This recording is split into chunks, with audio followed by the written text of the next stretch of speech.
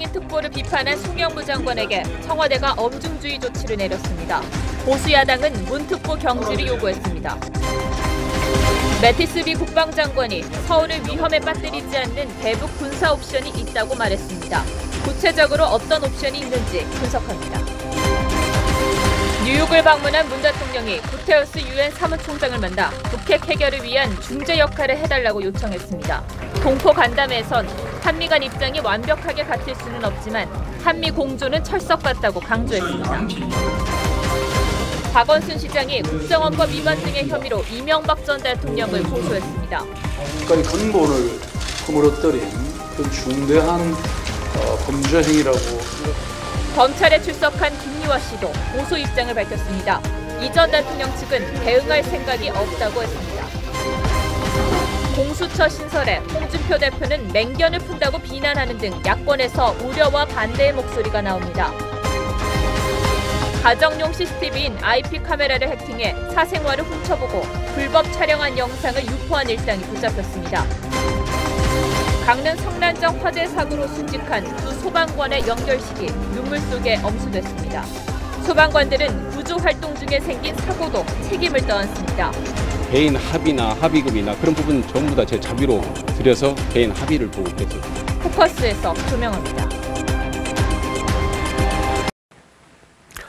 시청자 여러분 안녕하십니까? TV조선 9시 뉴스 전현책입니다.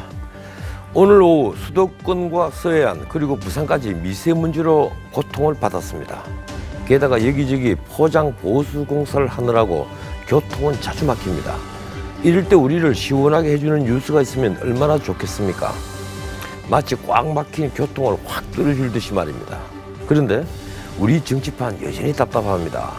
근근히 오늘 여야가 김명수 대법원장 후보자에 대한 임명동의안 표결을 21일 처리하기로 합의했습니다. 민주당 추 대표의 말 때문에 국민의당이 발끈했었죠. 어제 추 대표가 사과를 하고 우원식 원내대표가 뛰어다니고 그 결과 오는 24일 대법원장 임기 안에 인준 표결을 하게 된 겁니다. 그런데 여전히 캐스팅 보트는 국민의당이 쥐고 있습니다. 어떤 결과가 나올까요? 표결 결과가 전국의 분수령이 될 것 같습니다.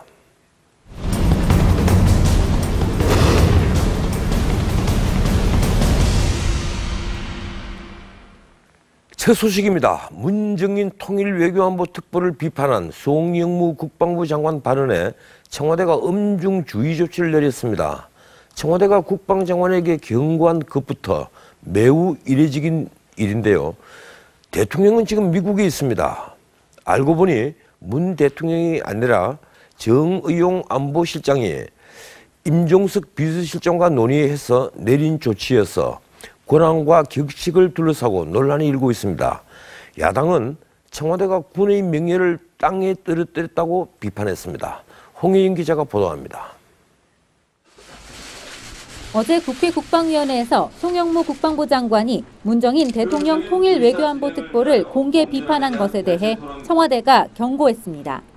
그분은 학자 입장에서 떠드는 것 같은 느낌이지 그 안보특보라든가 정책특보 사람 같지 않아서 좀 개탄스럽습니다. 청와대 고위 관계자는 적절한 발언을 사력 있게 판단해서 하는 게 좋겠다는 취지에서 송 장관에게 엄중주의 조치를 내렸다고 밝혔습니다. 청와대가 비판 메시지와 함께 장관에게 경고를 내린 건 흔치 않은 일입니다. 그런데 이번 주의 조치는 문재인 대통령이 직접 내린 게 아니라 정의용 안보실장이 임종석 비서실장과 논의해 결정한 것으로 나타났습니다. 문 대통령에게는 사후 보고됐습니다. 야당은 청와대 참모인 안보실장이 군 지휘관자이자 국무위원인 국방장관에게 경고를 내린 건 군을 모욕하는 일이라고 지적했습니다. 장관에게 엄중주의를 주는 일이 대통령의 재가도 없이 이루어질 수 있는 일인가? 현직 장관을 망신 주고 특보에 손을 들어준 청와대는 우리 군의 사기와 명예는 도대체 어찌하라고 이런 결정을 내린 것입니까? TV조선 홍혜영입니다. 오늘까지 청와대에서 2차례나 경고를 받은 송영무 국방부 장관이 오늘 국회에서 자신의 발언이 심했다고 사과했습니다. 그러면서도 문정인 특보의 북핵 해법은 바람직하지 못하다고 말했습니다. 안보 문제에서 소신을 말하겠다고 했던 송 장관이 앞으로 어떤 말과 행보를 할지 시선이 쏠립니다. 이채연 기자입니다. 청와대의 엄중 주의를 받은 송영무 국방부 장관이 국회에 출석해 사과했습니다. 발언이 과했던 것을 제가 사과드립니다. 청와대로부터 경고를 받으셨다는데 무슨 경고를 받았어요? 조심하라고. 송 장관이 청와대 경고를 받은 건 이번이 2번째입니다. 이달 초 국회에서 전술핵 재배치를 검토할 수 있다고 말해 청와대에 1차 경고를 받았습니다. 재배치도 검토해 볼 수 있다는 게 예, 맞습니다. 송 장관은 또 김정은의 핵개발 목적에 대해 대남 적화 통일 등 군사적 위협을 위한 것이라고 말했습니다. 북핵을 체제 보장용이라고 했던 문재인 대통령과의 기본적인 시각차를 드러낸 겁니다. 송 장관은 오늘도 북한의 핵동결 대가로 한미 군사훈련을 축소하자는 문정인 특보의 북핵 해법은 여전히 옳지 못하다고 했습니다. 국방부 장관 입장에서는 바람직하지 않은 말씀이시다 이렇게 그렇게 볼 수밖에 없는 거예요. 송 장관의 튀는 발언들이 실언이 아니라 개인 소신이라는 분석이 나옵니다. 송 장관은 지난 6월 발탁 직후 북한을 북괴라고 불렀습니다. 정부 관계자는 송 장관이 평소 안보 분야에서는 대통령에게 소신 발언을 해야 한다고 말해왔다고 했습니다. TV조선 이채연입니다. 청와대가 국방장관에게는 2차례 경고를 했습니다만 이와 대조적으로 그동안 여러 번 한미동맹 관련 발언으로 파문을 일으켰던 문정인 통일외교안보 특보에 대해서는 그냥 넘어갔습니다. 개인이자 학자의 견해라며 감사는 듯한 모습입니다. 송영무 장관과 비교하면 이중잣대 아니냐는 지적이 나옵니다. 최승현 기자의 보도입니다. 문정인 대통령 통일외교안보 특보는 임명 직후 청와대와 조율되지 않은 발언으로 수차례 파문을 일으켰습니다. 지난 6월 미국 방문 때는 사드 때문에 한미 관계가 파탄나면 그게 동맹이냐고 했고 북한이 핵 미사일 활동을 중단하면 한미 군사훈련과 미국 전략자산도 축소할 수 있다고 했습니다. 논란이 확산되자 청와대는 문 특보에게 한미 관계에 도움이 되지 않는다는 뜻을 전달했다면서도 개인적 학자적 견해를 말한 것이라고 했습니다. 민주당 지도부는 문 특보를 추켜 세우기도 했습니다. 아무도 하지 않는 말을 용기 있게 했다고 해서 문제의 본질을 외면한 채 그것이 외교 파장이나 된 듯이. 문 특보는 이후에도 협상은 일방적인 게 아니라 주고받는 것이라며 자기 뜻을 굽히지 않았습니다. 5.24 조치 해제, 개성공단 금강산 관광 재개가 가능하다는 발언도 논란을 일으켰지만 청와대는 그냥 넘어갔습니다. 송영무 장관에 비하면 평가잣대가 다르다는 지적이 나옵니다. 야당은 이번 사태의 원인이 문 특보라며 해임을 촉구했습니다. 문정인 외교안보 특보는 외교안보 특보를 계속해서는 안 되겠죠. 교수를 자유분방하게 하는 것이 맞다. TV조선 최승현입니다. 제임스 매티스 미 국방장관이 주목할 만한 발언을 했습니다. 서울을 위험에 빠뜨리지 않을 군사적 옵션이 있다는 겁니다. 대북 군사 행동이 불가능하다는 미국 안팎의 일부 주장을 반박한 셈인데요. 과연 서울이 무사한 군사 전략이 무엇일까요? 미 언론은 해상 봉쇄, 사이버 공격, 김정은 암살을 꼽았습니다. 고서진 기자가 보도합니다. 대북 군사 옵션은 많고 우리와 동맹국을 모두 보호할 방법을 택하겠다. 매티스 미 국방장관이 현지 시각 18일 기자회견에서 이렇게 말했습니다. 서울을 심각한 위험에 빠뜨리지 않을 대북 군사 옵션이 있느냐는 기자들의 질문에 매티스 장관은 그렇다고 답했습니다. 대북 군사 옵션은 서울과 수도권에 불러올 민간인 피해가 막대해 사용이 어렵다는 국제사회 관측에 반론을 제기한 겁니다. 다만 그 구체적 내용은 언급하지 않았습니다. 그는 또 송영무 국방장관과 한반도 전술핵 재배치를 논의한 사실도 확인했습니다. 앞서 맥메스터 백악관 안보보좌관도 비슷한 발언을 내놓았고, And so for those who have said and have been commenting about the lack of a military option, there is a military option. 틸러슨 국무장관도 외교적 노력이 실패하면 군사 옵션만 남는다고 말한 바 있습니다. 매티스 장관이 언급한 군사 옵션과 관련 뉴욕타임스는 북한 해상봉쇄나 사이버 공격, 김정은 암살, 주한미군 추가 파병 등을, 로이터 통신은 해상봉쇄와 무기 추가 배치 등을 거론했습니다. 이런 가운데 한반도 유사시 미국 민간인 대피를 책임진 미 국방부 고위 인사가 최근 방한한 사실이 알려지면서 미국의 군사 옵션 현실화 가능성에 더 큰 관심이 쏠리고 있습니다. TV조선 고서정입니다. 국제사회가 대북 제재에 발을 맞추면서 멕시코와 페루, 쿠웨이트에 이어서 스페인도 북한 대사 추방을 결정했습니다. 전 세계가 북한 압박에 나선 겁니다. 정작 우리는 대북 지원 논란에 빠지면서 이 독자적 제재 방안은 계속 늦어지고 있습니다. 김정우 기자가 보도합니다. 스페인 정부가 자국 주재 중인 북한 대사 김혁철을 추방한다고 통보했습니다. 6차 핵실험과 탄도미사일 도발 때문인 걸로 알려졌습니다. 김 대사는 이달 말까지 스페인을 떠나야 합니다. 멕시코와 페루, 쿠웨이트에 이어 유럽 국가에서도 추방 사례가 나온 겁니다. 우리 정부는 북한 도발과 위협에 대한 강력한 경고라고 평가했습니다.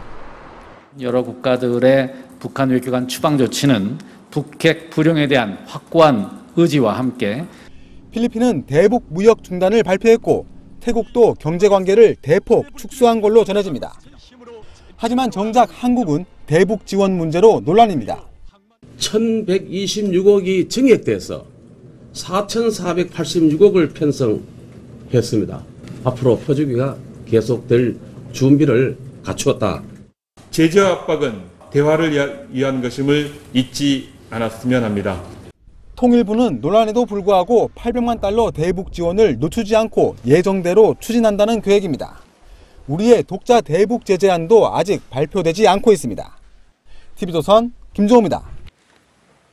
우리 군과 미군이 잇따라 대북 무력 시위를 벌이고 있는 가운데 한미 해병대가 적진에 침투하는 연합훈련을 했습니다. 전차와 상륙 장갑차, 헬기를 동원해서 지상과 공중에서 입체 작전을 펼쳤습니다. 최수용 기자입니다. C-130 수송기가 적진 심장부에 다다르자 우리 해병들이 전광석화 같은 속도로 뛰어내립니다. 미 해병대 UH-1Y 헬기에 탑승한 해병은 레펠 강화를 합니다. 81mm 박격포와 K-1 전차는 해병이 확보해야 할 목표 지점을 향해 불을 내뿜습니다. 하늘에선 UH-1Y 헬기가 2.75인치 로켓을 발사합니다. 포사격으로 적을 무력화하자 해병을 태운 상륙 돌격 장갑차들이 적진 한가운데로 빠르게 기동합니다. 해병들은 신속히 상륙해 경계 태세를 갖춥니다. 적이 도발하면 한반도 내에서 적이 생존할 수 없도록 강력하게 응징하겠습니다. 오는 21일까지 진행되는 이번 훈련엔 한국 해병대 1사단 장병 480여 명과 미 해병대 1비행사단 장병 120여 명이 참가했습니다. 공군도 C-130 수송기로 2톤짜리 특수임무 기동 차량을 공중에서 투하하는 훈련을 펼치며 북한을 압박했습니다. TV조선 최수용입니다. 대통령 소식입니다. 오늘 새벽 미국에 도착한 문재인 대통령이 3박 5일 방미 일정을 시작했습니다. 문 대통령은 오늘 동포 간담회를 갖고 한미 간 입장이 같을 수는 없다며 대등한 관계로 갈 거라고 했습니다. 유엔 사무총장을 만나서는 북핵 해결을 위한 대화를 중재해달라고 요청했습니다. 뉴욕에서 신정훈 기자가 보도합니다. 문재인 대통령이 안토니오 구테레스 유엔 사무총장을 만나 대화를 통한 평화적 북핵 해결을 강조하며 대화 중재를 요청했습니다. 북핵 문제가 평화적 방식으로 근원적, 포괄적으로 조속히 해결될 수 있도록 유엔 총회 기조연설을 앞두고 베를린 선언의 큰 틀을 유지하겠다는 뜻으로 해석됩니다. 구테레스 사무총장은 유엔 안보리 결의 이행 의지를 밝히면서도 외교적 해법을 강조했습니다. 다만 대북 특사를 포함한 구체적 중재 방안은 논의되지 않았습니다. 문 대통령은 동포 간담회에서 한미 동맹은 철석 같다면서도 한미 간 입장이 같을 순 없다고 했습니다. 북핵 문제를 근본적으로 해결하기 위한 방안을 국제사회의 지도자들과 함께 중점적으로 협의할 것입니다. 주한미군 방위비 분담금과 한미 FTA 협상에서 이견이 있을 수 있다는 겁니다. 한미 동맹을 일방적 관계에서 대등한 관계로 발전시켜 나가겠다고도 했습니다. 잠시 후 유엔 총회 기조연설에 나서는 트럼프 대통령과 입장차가 있더라도 압박과 대화를 병행하는 대북 접근 방식을 유지하겠다는 뜻으로 보입니다. 뉴욕에서 TV조선 신정훈입니다. 제임스 매티스 미 국방장관이 기자회견에서 서울을 위험에 빠뜨리지 않는 대북 군사적 선택이 있다고 말하면서 궁금증이 커지고 있습니다. 조선일보 이용훈 군사전문기자 스튜디오에 나왔습니다. 어서 오십시오. 네, 안녕하세요. 서울을 위험에 빠뜨리지 않고 대북 군사작전에 펼칠 수 있다. 미국 언론들은 뭐 사회부 공격, 해상 봉쇄 여러 가지 이제 얘기를 하는데 네. 어떤 것들이 있다고 생각하십니까? 우선은 아까 리포트에 있었지만 사이버 공격을 예를 들 수 있는데요. 사이버 공격은 그야말로 해킹이라든지 컴퓨터 바이러스 등을 북한의 핵 미사일, 뭐 통제 관련 시설이라든지 이런 데 침투시켜서 무력화하겠다는 것인데 이것은 대규모 무력 충돌 없이 할 수 있다는 것이 장점이죠. 실제로 과거 미국은 이란에서 스톡스넷이라는 걸 통해서 그 핵시설을 무력화한 적이 있고요. 북한에 대해서도 뉴욕타임스가 보도했는데 레포트 오브 론치라고 그래서 북한 미사일 발사 전에 무력화하는 이러한 이제 노력을 했고 이를 통해서 무수단이 여러 번 실패하지 않았습니까? 이제 그러한 이제 사이버전에 의해서 이거 실현됐다는 이러한 이제 보도도 있었습니다. 하지만 아시다시피 북한은 인터넷이 굉장히 발달되지 않은 나라죠. 차단이 돼 있기 때문에 사이버전이 효능을 발휘하기 어려운 요건이고 실제로 최근에 화성 12형 및 화성 14형 미사일 발사에 연달아 5차례나 성공을 했습니다. 소위 얘기하는 레포트 오브 론치가 유효했다면 이런 일이 벌어지기 어렵겠죠. 그 앞에 무수한 실패는 미국의 사이버 공격으로 볼 수도 있는데 이번에 화성 연달아 이제 성공한 것은 그것도 아닐 것 같다. 이제 이런 말씀이군요. 그동안에 김정은 참수작전 이 얘기가 많이 나왔었습니다. 어떻습니까? 우리 유 기자님 보시기에 가능하다고 생각하십니까? 김정은 제가 작전은 이 또한 대규모 무력 충돌 없이 북한 핵 미사일 개발을 저지할 수 있는 하나의 옵션으로 계속 이제 거론이 되어 왔고 실제로 미국 언론도 이제 빈라덴 제거할 때 투입됐던 특수부대 투입이라든지 아니면 미국의 F-22, 35 스텔스기로 정밀 폭격을 해서 제거하는 방법 등이 이제 전문가들 사이에 거론은 됩니다만 이것이 실현되려면 우선 김정은이 동선을 정확히 알아야 되지 않습니까? 그리고 실제로 북한이 뭐 원산이라든지 이런 미사일을 쏠 때 김정은이 참관을 하니까 앞으로 화성 14형 쏠 때 미국의 F-35 등이 출동을 해서 폭격을 해서 제거할 수 있는 방법이 있지만 이거 실현되려면 우선 북한 미사일 발사 움직임을 알아야 되겠죠. 그리고 두 번째로는 이 폭격을 했을 때 김정은이 정확히 제거됐는지 특수부대가 미리 들어가서 눈으로 지켜보고 확인을 해야 됩니다. 이것도 현실적으로 어렵다는 문제가 있죠. 방금 이 F-35를 말씀하시는데 이 그동안에 이제 미군의 최첨단 이 전략 그 전투기 폭격 기능도 있는 그 F-22 를 자주 거론하지 않습니까? 그래서 일각에서는 이 F-22 같은 스텔스 기능의 그 비행기를 동원해서 핵시설을 일제히 파괴를 할 수 있다. 이런 주장이 있습니다. 그게 가능하다고 보십니까? 그러니까 부분적으로 공격하는 방법이 전면적으로 공격하는 방법이 있는데 부분적으로 공격할 경우 김정은이 보복하기 어려울 것이다. 이런 이제 기도를 하지만 이것은 그야말로 이제 낙관적인 기대인 것이고 우리 이제 최악의 경우에 대비를 해야 되니까 위험 부담이 있는 것이고요. 전면적으로 무력화하는 경우는 그야말로 전면전에 대비를 해야 되는 상황이 됩니다. 그러니까 우리가 뭐 항모전단 이런 많은 병력과 장비를 동원해서 준비를 해야 되기 때문에 바꿔 얘기하면 북한 입장에서 미리 알아채고 뭐 핵 공격 위협을 한다든지 이런 대비를 할 수 있다는 이제 그러한 이제 한계가 있는 것이죠. 수고하셨습니다. 남경필 경기지사가 해외 일정을 취소하고 귀국해 아들의 마약 사건에 대해 고개를 숙였습니다. 사퇴로 낸 선을 그었습니다. 장남은 구속됐습니다. 김승동 기자입니다. 남경필 경기도지사가 인천공항에 모습을 나타냅니다. 장남의 마약 혐의 체포 소식을 듣고 독일에서 급히 귀국해 머리를 숙였습니다. 다시 한번 사과드립니다. 남경필 지사는 공식 기자회견을 열고 다시 사과했습니다. 아버지로서 아들을 제대로 가르치지 못한 저의 불찰입니다. 남 지사는 가족 문제로 해외 출장 일정을 취소한 것에 대해서는 중요한 일정은 마쳤고 슈레더 독일 전 총리에게는 양해를 구했다고 해명했습니다. 남경필 지사는 일부의 사퇴설에 대해서는 거부 의사를 분명히 했습니다. 장남 26살 남 씨는 구속됐습니다. 서울중앙지방법원은 범죄 혐의가 소명되고 도주의 우려가 있다고 구속 사유를 밝혔습니다. 아버지가 오신다고 했는데 뭐 하시고 싶은 말 있으세요? 남 씨는 군복무를 하던 지난 2014년 후임병을 폭행하고 성추행한 혐의로 징역 8개월에 집행유예 2년을 선고받았습니다. TV조선 김승돈입니다. 남경필 지사의 아들은 채팅앱에서 여성인 척 접근한 경찰에게 덜미를 잡혔습니다. 이런 건 위장 수사인데요. 해외에서는 폭넓게 인정하지만 우리나라에선 원칙적으로 금지된 수사 기법입니다. 그럼 어느 정도까지 괜찮은 걸까요? 조덕현 기자입니다. 성매매 광고를 보고 호텔방을 찾은 한 남성.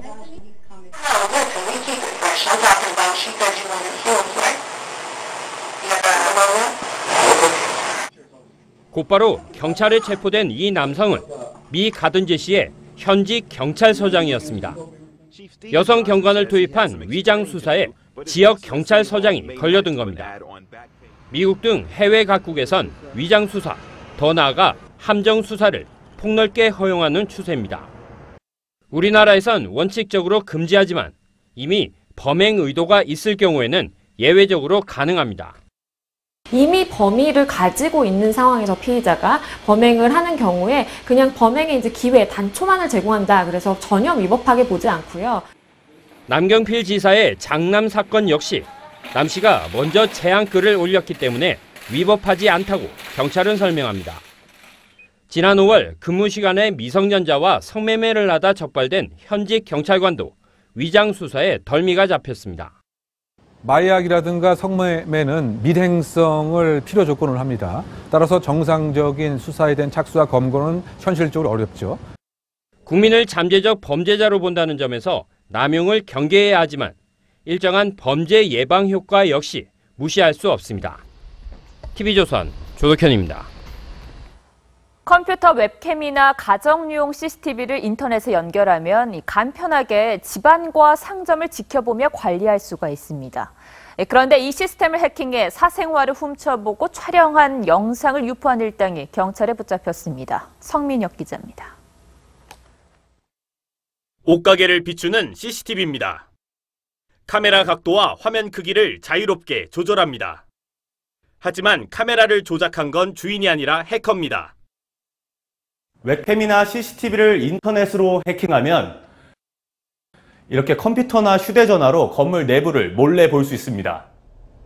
23살 임모 씨 등 13명은 가정집과 상가에 설치한 웹캠과 CCTV 1,400여 대를 해킹했습니다. 이 가운데 34살 전모 씨는 사생활이 담긴 CCTV 영상을 녹화해 음란물 사이트에 올렸습니다. 굉장히 당황스럽고 하늘이 무너지는 같은 기분이 들죠. 이게 어떤 불특정 다수를 통해서 확산되는 거기 때문에. 사용자 대부분이 초기 비밀번호를 그대로 사용하는 점을 노렸습니다. 호기심에 해킹을 했는데 생각보다 쉽게 돼서 계속 했던 것 같습니다. 초기 비밀번호를 반드시 변경해야 하고 그 시스템 업그레이드를 주기적으로 해야 할 것입니다.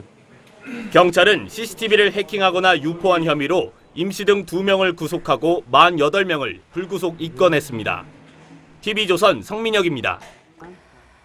충북 청주에서 20대 여성이 나체 상태로 숨진 채 발견됐습니다. 경찰은 타살 가능성에 무게를 두고 수사하고 있습니다. 이호진 기자입니다. 청주의 한 시골 마을 하천 옆길에 핏자국이 나타납니다. 누군가 핏자국을 감추려고 모래를 뿌려놨습니다. 오늘 아침 6시 40분쯤 이곳에서 22살 여성 A씨가 숨진 채 발견됐습니다. 옆으로다가 이렇게 들어놓아가지고 몸은 참 깨끗하고 아주 뽀얗고 하고 그런 것만 우리가 확인해가지고 경찰서에다 다시 신고를 한 거예요. A씨 시신은 나체 상태였습니다. 시신이 발견된 이곳에서 1m 떨어진 수풀에서는 A씨의 것으로 추정되는 속옷이 2m 아래에서는 신발이 발견됐습니다. 휴대전화와 지갑 등은 발견되지 않았습니다. 숨진 A씨의 얼굴에는 여러 차례 폭행당한 흔적이 있었습니다. 경찰은 누군가 밤사이 A씨를 살해한 뒤 시신을 버린 것으로 추정하고 있습니다. 거기 사체가 그렇게 발견됐어요. 그 길 옆에 뚝방 옆에서. 거기를 어떻게 사체를 갖다가 굴린 건지 뭐 갖다 던진 건지 그거는 우리가 지금. 경찰은 국과수에 A씨의 부검을 의뢰하고 인근 CCTV 등을 조사하고 있습니다. TV조선 이호진입니다. 오늘 오후 춘천과 충주 등 중부 내륙에 동전 크기만한 우박이 쏟아졌습니다. 농작물 피해가 속출했습니다. 이승훈 기자입니다.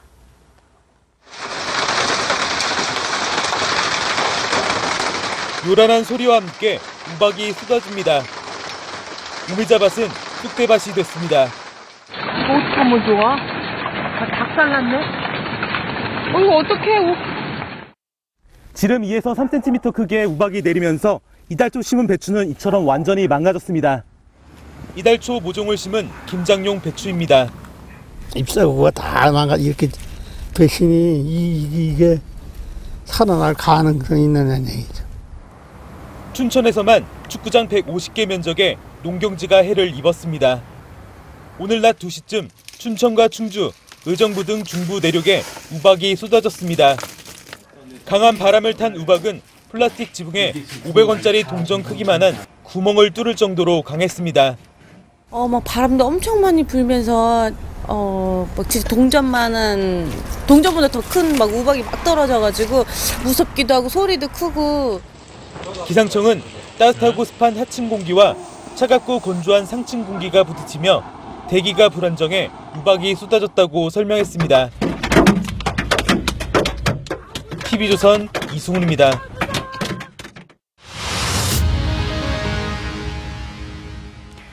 국회에서 신형 전자담배에 대한 과세 비율을 어느 수준으로 할지 한창 논의 중입니다. 그런데 국회와 정부가 엉뚱한 자료를 바탕으로 과세 기준을 논의하고 있었습니다. 업체 측이 준 자료를 그대로 참고 삼았습니다. 지선우 기자가 단독 보도합니다. 더불어민주당 박광온 의원이 기획재정부가 제출한 자료를 보며 질의합니다. 세율이 0%인 나라로 조사된 나라가 세 나라입니다. 카자흐스탄, 남아프리카 공화국, 이스라엘. 신형 전자담배 세금의 해외 사례를 정리한 자료로 당시 기재부는 신형 전자담배를 제조하는 담배 회사로부터 자료를 받았습니다. 기재부에서 필립 모리스 코리아에서 받아서 제출한 겁니까? 이게 사실은 저희가 이 국제적인 조사가 제가 지금 미흡하기 때문에 그 필립 모리스 코리아 자료를 저희가. 하지만 이 자료는 왜곡된 것이었습니다. 최근 기재부가 국회에 제출한 자체 조사와 크게 다릅니다. 일반 담배 대비 신형 전자담배 세금 비율이 일본은 30%에서 81.6%, 그리스는 35%에서 91.5%로 수정되는 등 대부분 큰 차이가 있었습니다. 엉뚱한 자료를 놓고 국회와 정부가 과세를 논의한 겁니다. 제조회사 측은 담배 무게를 측정하는 기준이나 환율의 차이였다고 해명한 것으로 알려졌습니다. 담배 회사에서 낸 해외 과세 영향이 많이 다르다고 하더라고요. 환율이나 뭐 이런 거 고려하면. 기획재정부는 새 자료를 토대로 일본 사례를 따라 일반 담배 대비 80% 수준으로 과세하는 방안을 검토 중입니다. TV조선 지선호입니다.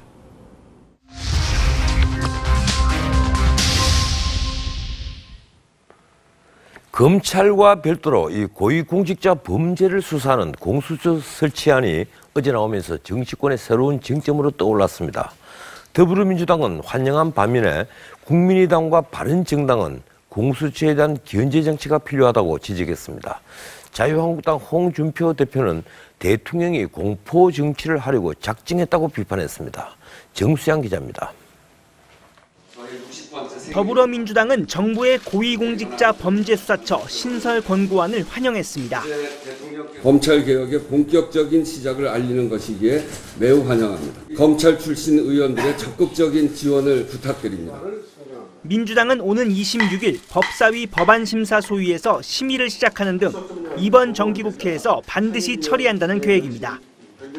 자유한국당은 반대 입장을 분명히 했습니다. 홍준표 대표는 푸들로 충분한데 맹견을 풀려고 하냐며 대통령이 공포 정치를 하려고 작정했다고 지적했습니다. 홍 대표는 지난 대통령 선거 당시에도 공수처 설치 대신 특별감찰관의 권한을 대폭 강화하자고 주장했습니다. 정우택 원내대표도 우려를 표했습니다. 공수처라는 슈퍼 검찰을 설치하면 기존의 사정기관 위에 또 하나의 불필요한 옥상옥을 만드는 것이고, 국민의당과 바른정당은 견제 장치가 필요하다는 입장입니다. 공수처에 너무 많은 권한을 부여해서 이것이 또 다른 무소불위의 권력기관이 되지 않을까. 소관 상임위인 법사위의 위원장을 한국당이 맡고 있는 만큼 공수처 신설은 시작부터 난항을 예고하고 있습니다. TV조선 정수양입니다.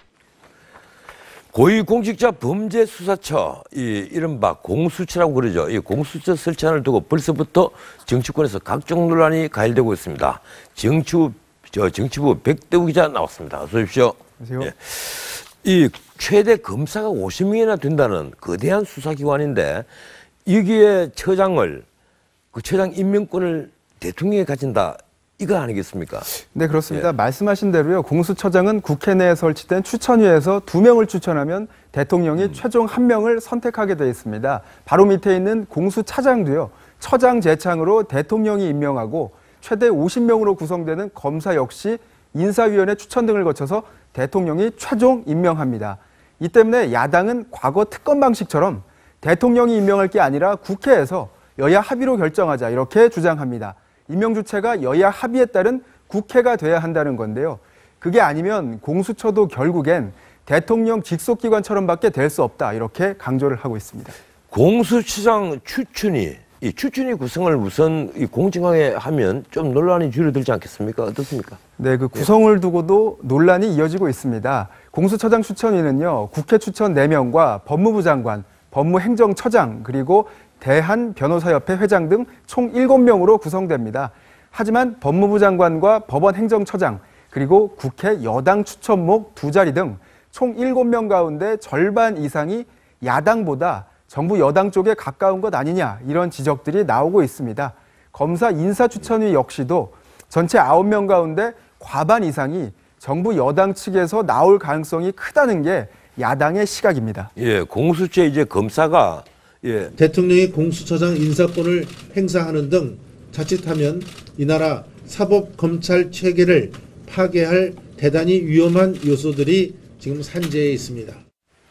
예, 공수처에 검사가 최단 한 50명 된다는데, 이 검사가 이제 현직 검사가 차출되거나 아니면 교류가 되거나 뭐 어떻게 될지는 모르겠습니다만 현직 검사 비율이 어느 정도 된다고 합니까?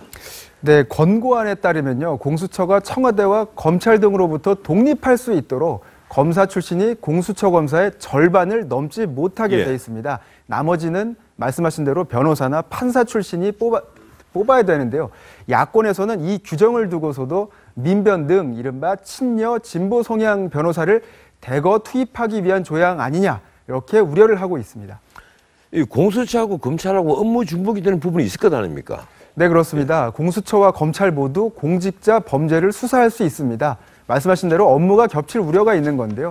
실제로 업무가 중복될 경우에는 공수처가 우선권을 갖도록 했습니다. 이렇게 되면은 검찰에서는 공수처가 사건을 독점하느냐, 이런 지적이 나올 수 있는데요. 사실상 경쟁 관계인 두 조직이 한 사건을 두고 선의의 경쟁이 아니라 기싸움을 할 수도 있다, 이런 지적들도 제기가 되고 있습니다. 예, 가장 핵심은 이제 공수처는 그러면 누가 견제할 것이냐, 더 나아가서 공수처에 있는 분들이 범죄는 앞으로 그럼 누가 수사하느냐, 이 문제가 있거든요. 그건 어떻게 정리했습니까? 일단 권고안에는요, 공수처장의 국회 출석 그리고 답변에 의무가 있습니다. 예. 일정 부분 국회에서 관리 감독을 하겠다는 건데요. 하지만 수사와 재판에 영향을 미치는 사안에 대해서는 불출석이 가능합니다. 예. 일부 가능성을 열어둔 겁니다. 이 때문에 검찰 견제 장치를 마련에 몰두하느라 정작 공수처 견제엔 소홀한 거 아니냐, 이런 지적들이 나오고 있습니다. 야당은 더 힘센 권력기관이 탄생할 수 있다, 이렇게 우려를 합니다. 하지만 공수처에 집중 수사를 당할 가능성이 높은 국회의원들이 미리 견제에 나서는 거 아니냐, 이런 반론도 상당합니다. 예, 이제 이 원안이 그대로 통과될 건 앞으로 지켜봐야 되겠군요. 예, 수고했습니다. 백 기자님. 예. 네, 박원순 서울시장이 국정원이 박원순 제안 문건을 만들었다며 이명박 전 대통령을 고소했습니다. 블랙리스트에 이름이 오른 방송인 김미화 씨도 고소 입장을 밝히면서 이 전 대통령을 맹비난했습니다. 김도형 기자입니다. 박원순 서울시장이 이명박 전 대통령을 검찰에 고소했습니다. 이명박 정부 시절 원세훈 국정원장이 박 시장을 종북 인물로 규정하고 견제 방안 마련을 지시했다는 이유입니다.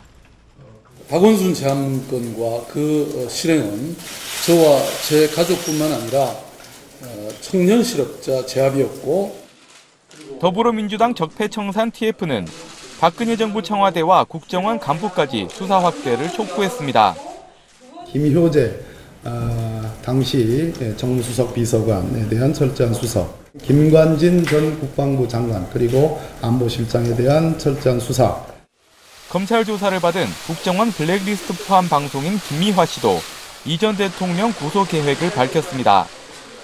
부끄러움 없이 이 백주 대낮에 거리를 활보하고 있다는 이 현실이 정말 어이상실이라고 생각합니다.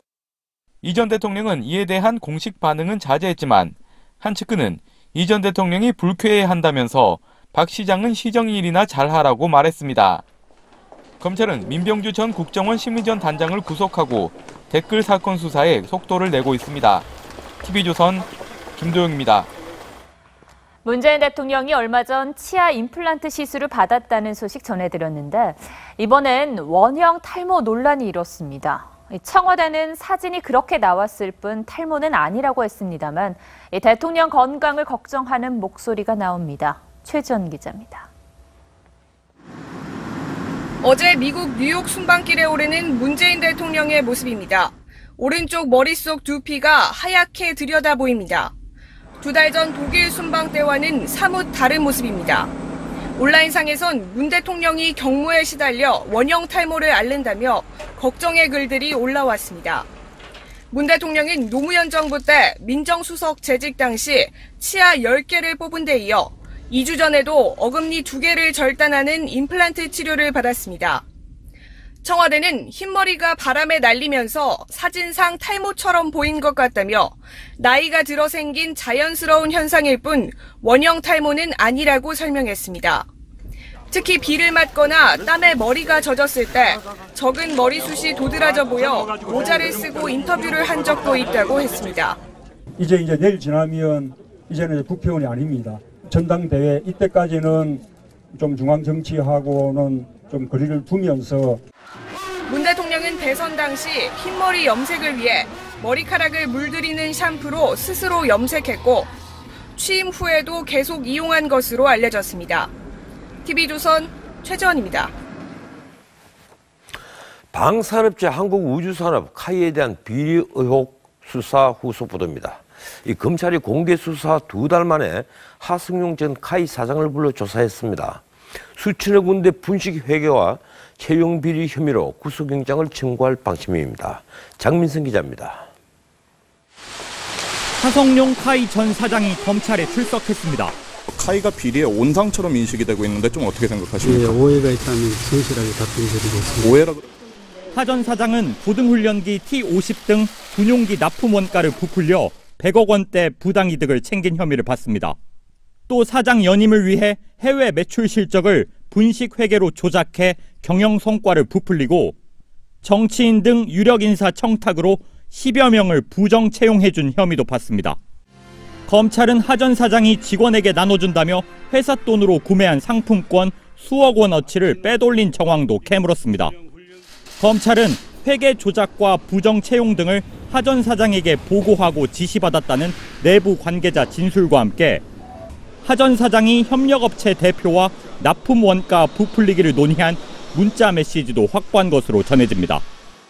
검찰 관계자는 관련자 진술과 객관적인 증거 모두 충분하다며 혐의 입증을 자신했습니다.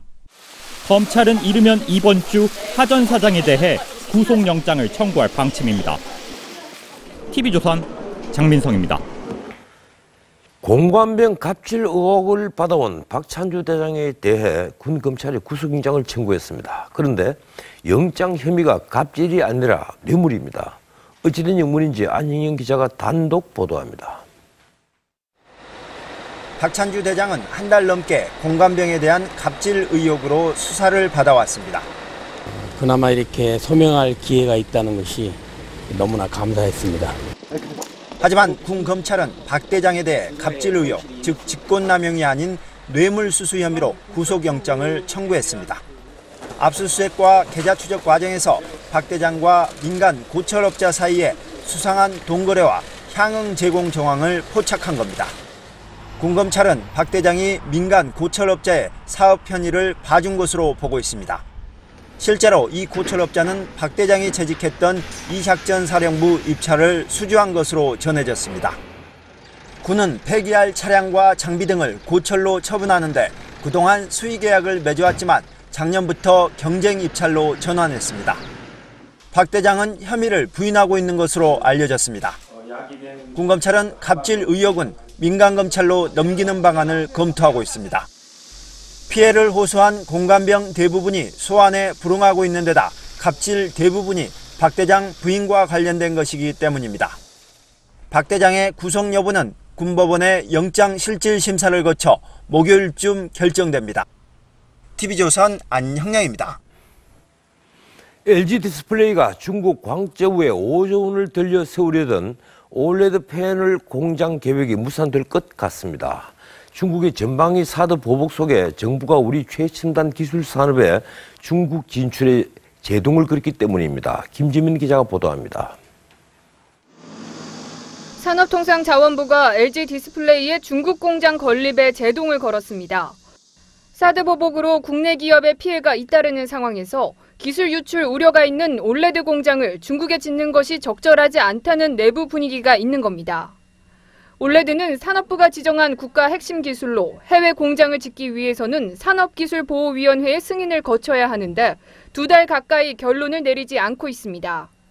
보여야 전문위원회 저희가 판단을 하는데 이슈와 부인들이 좀 많다고 생각해서 수사들을 해야 된다 하면 좀 시간이 많이 걸릴 수도 있습니다. 지난 7월 LG 디스플레이는 산업부에 중국에 공장을 짓게 해달라는 신청서를 냈습니다. 중국 광저우에 5조 원을 들여 8.5세대 유기발광 다이오드, 올레드 패널 공장을 건립한다는 계획이었습니다. 글로벌 TV 시장의 3분의 1을 차지하는 중국에서 승부수를 보려던 LG 디스플레이 측은 속내가 복잡해졌습니다. 중국 시장 공략을 하려면 현지에서 생산을 하는 게 물류비라든가 관세라든가 이런 등등 여러 가지 가격 경쟁력이 더 뛰어나거든요. 중국의 사드 보복이 결국 부메랑으로 돌아가 중국에 대한 우리 기업들의 투자가 줄어드는 모양새입니다. TV조선 김자민입니다.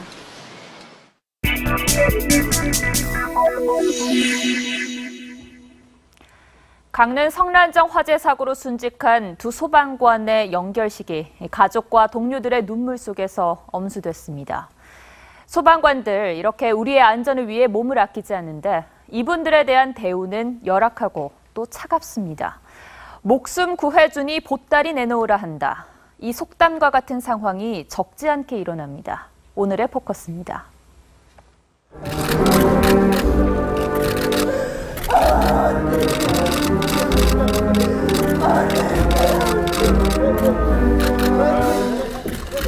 존경받던 소방서 맏형, 편히 쉬십시오.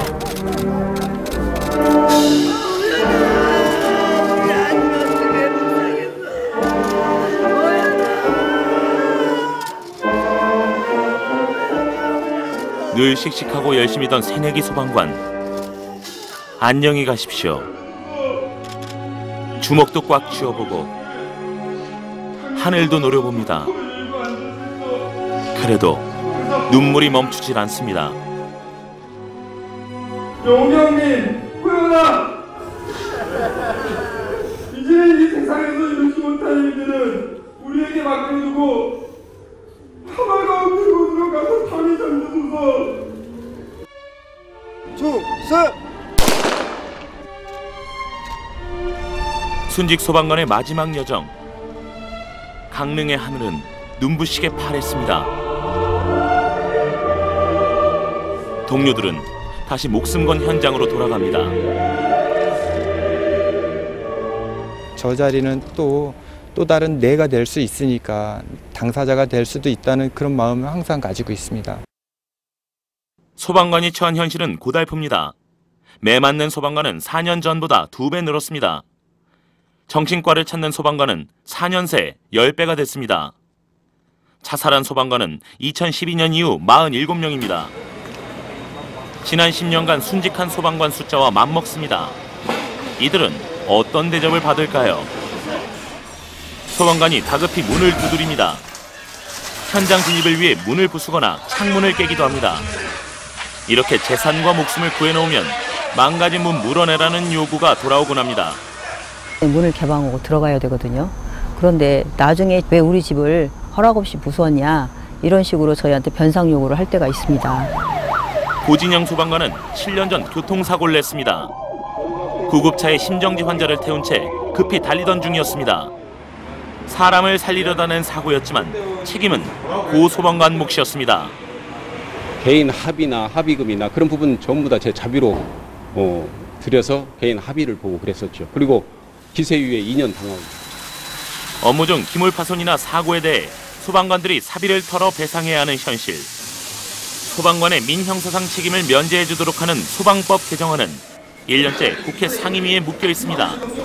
나의 조그마한 실수가 또 그 배상에 대한 휘말릴 수가 있기 때문에 항상 조심을 하고. 소방관이 제대로 대우받을 때 우리의 재산과 생명은 더 안전해집니다. 뉴스9 포커스였습니다. 위안부 강제징용에 일본군뿐 아니라 일본 정부가 깊숙이 관여한 사실을 보여주는 공문서가 공개됐습니다. 박수영 기자입니다. 1938년 일본 경시청이 작성한 문서입니다. 위안부 모집과 관련해 내무성이 비공식적인 의뢰가 있어 오사카부에서 상당한 편의를 제공했다는 내용이 담겨 있습니다. 경찰 상부기관인 내무성이 부녀자들을 동원하는 건 현지 상황을 볼 때 어쩔 수 없이 필요하다라고 밝힌 부분도 있습니다. 세종대 호사카 유지 교수가 1997년 3월 아시아 여성기금이 출판한 자료 일부를 번역해 공개한 자료입니다. 군의 위례로 일본 정부는 업자들의 편의를 제공했다. 이것은 공범이다. 일본의 법적 책임이 있다. 이번에 공개한 자료엔 일본 정부와 군이 처음엔 따로 움직이다가 1938년 2월 내무성 경보국장이 위안부 동원을 공식 허가했다고 했다는 내용도 담겨 있습니다. 일본은 1993년 이른바 고노다마에서 처음으로 일본군의 위안부 개입을 인정했지만 정부 조직의 개입은 부정했습니다. 최근에는 군의 개입마저 부인했습니다. 軍や官憲によるいわゆる強制連行というものを確認はできるものはありません. 가장 전향적이라고 평가받던 고노다마조차 수정돼야 한다고 호사카 교수는 주장했습니다. TV조선 박소영입니다.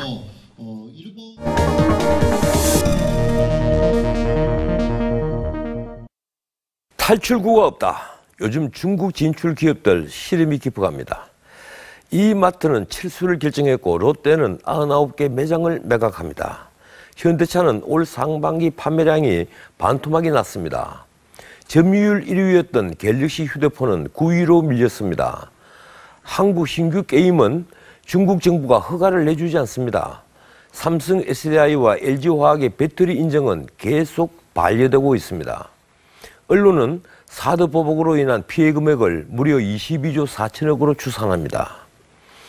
한때 너도나도 중국에 몰려갔습니다. 제2의 내수 시장이라고 불렸죠. 값싼 노동력에다 투자 유치 때 경쟁적으로 모든 편의를 봐줬으니 중국 시장은 황금알을 낳는 거위처럼 보였습니다. 그런데 그게 아니었습니다. 요즘 신문엔 잠시 살을 내주고 뼈를 취하는 게 중국의 정책이라고 써 있습니다. 기술과 노하우를 챙긴 뒤엔 하루아침에 돌변을 한다는 것이죠. 그러니까 6개월 전부터 시작된 사드 보복은 예정된 일인 셈입니다. 문제는 해법이 없다는 겁니다. 우리 정부는 WTO 제소 카드조차 꺼내지 못하고 있습니다. 산 너머 불 구경하는 정부의 무대응이 사태를 키웠다는 말이 나옵니다. 이제 기업들의 중국 탈출 바람이 일고 있습니다. 그런데 그게 또 쉽지 않습니다. 자산 반출을 금하는 중국 정부 입장은 확고합니다. 빈손으로 나가라는 것이죠. 자, 앞으로 어떻게 해야 합니까? 중국은 여전히 세계 최대 시장입니다. 그런데 분명한 것은 중국에 지나치게 의존했던 우리 경제 체질을 지금 바꾸지 못한다면 제2, 제3의 사드 보복 같은 일이 언제든 일어날 수 있다는 사실입니다. 네, 일부 지역에 내리는 비는 오늘 밤 다 그치겠고요. 내일은 전국이 맑겠습니다. 또 낮 기온이 오늘보다 내려가 더 선선하겠습니다. 역시나 아침에는 안개 주의하시고요. 새벽 한때 전북과 경상 내륙에는 약한 비가 지나겠습니다. 또 오늘 미세먼지가 한때 나쁨 단계까지 올랐는데 내일은 대체로 보통 수준 예상되고 있습니다. 또 내일은 한낮에도 긴 소매 옷이나 겉옷을 입으시는 편이 좋을 것 같은데요. 서울, 광주, 울산의 낮 기온이 25도에 머물겠고요. 아침 최저 기온도 서울 15도, 대전이 16도를 보이겠고 남부지방은 20도를 밑도는 선이 되겠습니다. 또 동해안은 내일부터 강풍에 물결이 매우 높게 일겠습니다. 해안가에서는 침수 피해 주의하시기 바랍니다. 당분간 맑은 하늘에 일교차 큰 전형적인 가을 날씨가 이어지겠습니다. 날씨였습니다. 자신의 자유를 지키면서 타인의 자유를 침해하지 않는 것이 민주주의의 요체입니다. 자신의 권한은 지키면서 타인의 권한을 침해하지 않는 것이 민주정부의 요체입니다. 권력 분산은 수평적은 물론 수직적으로도 이루어져야 합니다. 오늘은 여기까지입니다. 내일 멋진 하루가 될 겁니다. 내일 밤 9시에 뵙겠습니다. 고맙습니다.